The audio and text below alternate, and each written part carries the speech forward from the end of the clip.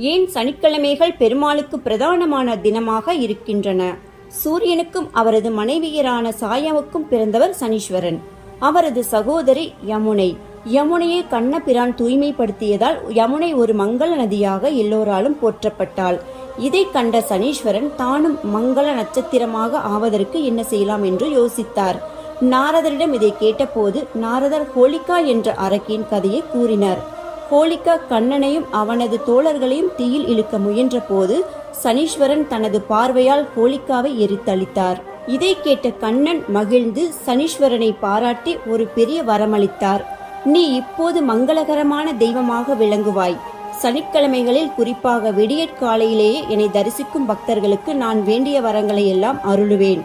மேலும் கலியுகத்தில் திருமலையில் பெருமாளாக அவதரிக்கும் போது சனிக்கிழமைகள் அவருக்கே அர்ப்பணிக்கப்பட்ட நாளாக இருக்கும் என்று கூறினார். அதனால் தான் இன்று